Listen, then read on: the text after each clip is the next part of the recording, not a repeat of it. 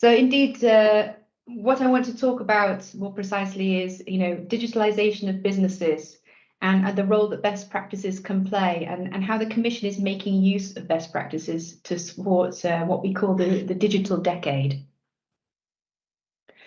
So, I mean, first we need to say something about the benefits of digitization, the benefits of digital. So, digitalization is responsible for a significant proportion of growth and competitiveness in the economy, and also to a growing number of jobs. If we think alone about all the ICT professionals that are being employed, I mean, it's projected that by 2030 we might need as many as 20 million ICT professionals in the EU economy, and we're far from achieving that goal at this stage. Digitalization, it makes the economy more resilient to economic shocks, and it's part of what we call the twin transition. So, digitalization and greening of the economy working hand in hand. And it contributes to tackling both climate change and reducing our dependency on Russian oil and gas. Digitalization also, we could see during the COVID pandemic, it helped us to tackle the pandemic itself. It supported the economy and social activity, and it also helped the health situation. So there are many, many benefits to digitization that motivate us to continue with this path of digitization. But, in terms of digitization, we have significant deficits to where we would like to be. The pandemic has highlighted many of these deficits, and we're a long way still from our digitalization goals. So there are low levels of digital skills in the economy. Only around 56% of the population have at least a basic level of digital skills. Infrastructure is also lacking, especially if we're talking about the more advanced things like 5G. And digitalization of public services is also lagging behind. And then last but not least, and that's what we're sort of most interested here today, is in terms of business digitalization. So there is slow take-up of advanced technologies by businesses such as artificial intelligence, big data and cloud, but also, and maybe even more importantly, SMEs lag behind in digital adoption. So, I mean, SMEs make up the largest proportion of businesses in Europe, and they contribute massively to our economy. But only around 60% of them have a basic level of digital intensity. And this is really a problem if we want to really successfully digitize our economy and take benefit from all these positive things that digitalization can bring. So, in view of all of this, the Commission came forward with its Digital Decade policy.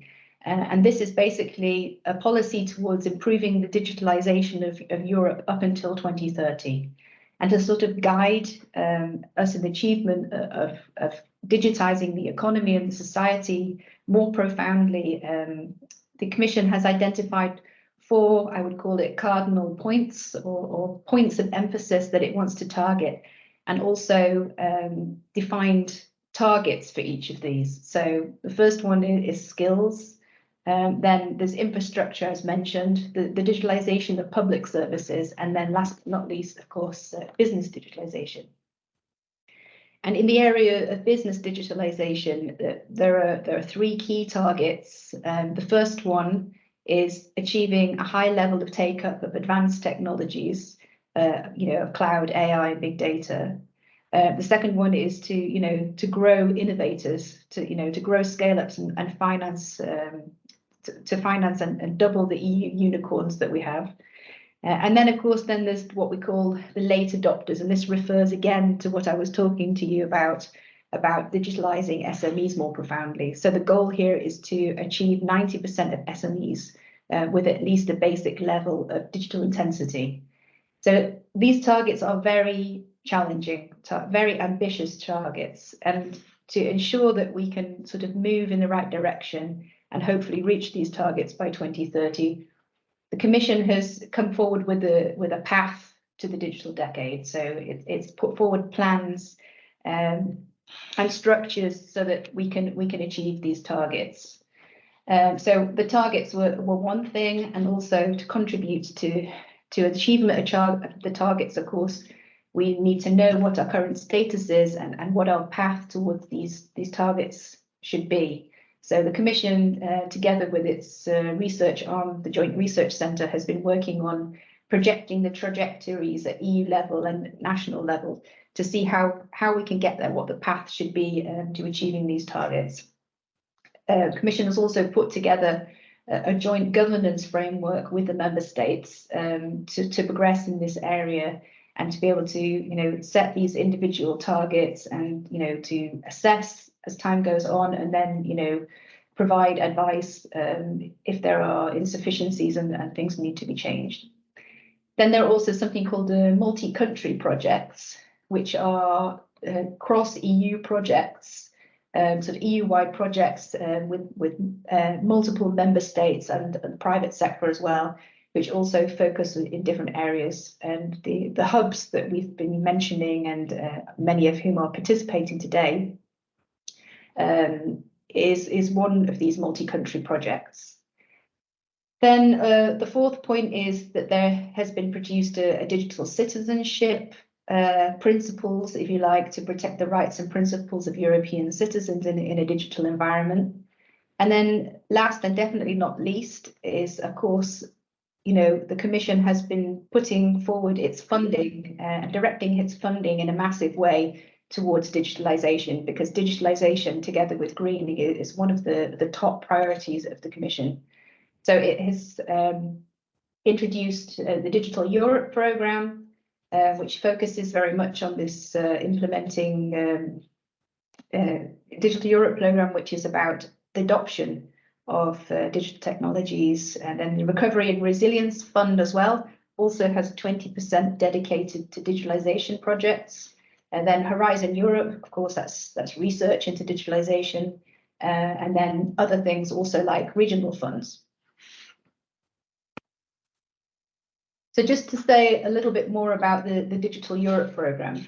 So this is the first EU programme that is specifically dedicated to support the rollout of digital technologies across the economy. And what it does is it provides grants up to a value of 7.5 billion for projects in 5 key capacity areas. So high performance computing, artificial intelligence, cybersecurity, advanced digital skills, which of course we know is very, very important. And then last but not least, again, it's the European Digital Innovation Hubs project, which, like I said, is the focus of it is to support SMEs on their digitalization journey, to get more SMEs to start that journey and to be successful at it. The project will also support public sector organizations, just to add that. So why the focus on SMEs? Why do we need to have these specific structures in place? Why do we need to hold SMEs' hands, if you want, to jump on the digitalization bandwagon? Well, we know that SMEs, they face particular barriers to digitalization. We've heard today, of course, that that they have also benefits in terms of agility and things like that, but also they do face particular challenges. And I've listed a few of those challenges here. So, lack of knowledge of their own state of digitization, understanding about how digital technologies can benefit them, not having enough skilled staff to implement digital transformation, not knowing which technologies are the right ones for them, and how to access the right suppliers and which ones to choose from. And then, of course, the big one, difficulties in accessing finance. And then there are psychological factors as well, like fear of change and lack of buy-in, and then fear of costs and the risks of failure. So this is something that the digital innovation hubs have been specifically designed, I would say, to try to help. So the European digital innovation hubs, they should really try to reduce the barriers to SME digitalization. They are basically one-stop shops for digital transformation services for SMEs and public sector organizations. And you can see in this diagram the types of activities that the digital innovation hubs supports. So They will carry out digital maturity assessments so that companies know their starting points and where they're lacking and what their needs are. They will also provide advice on technologies and how to transform the business to gain the benefits that they could get from digitization. They will provide test before invest services. Very importantly, linking to local suppliers. It was mentioned earlier by Irina, that this will be one of the most important activities that the hubs might be doing. In fact, making this matchmaking between companies and providers, training, of course, and then helping with access to finance. So the hubs network is now just starting up. We had an initial call and 136 European digital innovation hubs have been selected for the initial network. And these are all across Europe. They're in all regions, they cover all sectors and all technologies. And very importantly, we really want this to be a network so that the hubs can support each other, learn from each other, and that companies in any part of the EU, in any region with any digitalization requirements can get the support they need, so that even if their local hub can't provide what they need through their local hub, they can access skills and knowledge and expertise from other parts of the network. And of course, there's more to come. So the initial network will be 136 hubs, but we're currently also doing a second call, and that is to fill the gaps in the network. So we should gain a few more hubs that will also join the network next year, towards the end of next year. And then above and beyond this, in the last call, in addition to the 136 hubs that we evaluated positively to fund, we also awarded 89 seals of excellence. So these were for hubs that had a sufficiently good quality to participate in the network, but weren't above the threshold for the funding that was available for this project. And these projects, these Seal of Excellence hubs, will be able to go and get funding from other sources to be able to participate in the network. And some member states are specifically planning this. They are going to support these additional hubs from other sources, national sources and other EU funds like European Regional Development Fund. So in the end, we could expect to have a network of 200 or more hubs covering the whole territory. So now turning to the question of best practices and how that fits together with everything that I've just said now. So best practices, I think, can be seen as a catalyst for digital transformation. Best practice identification, analysis, and sharing are drivers of a successful digitalization. They provide successful examples of digital transformation. They show what worked and how it was achieved. They can reduce the psychological barriers to undertaking a digitalization journey, can help fill knowledge gaps, reduce perceived and actual risks, and therefore, incentivize change, and as a final result, improve the chances of success. So just to conclude, I would say, best practices can incentivize and increase the chances of successful digitalization.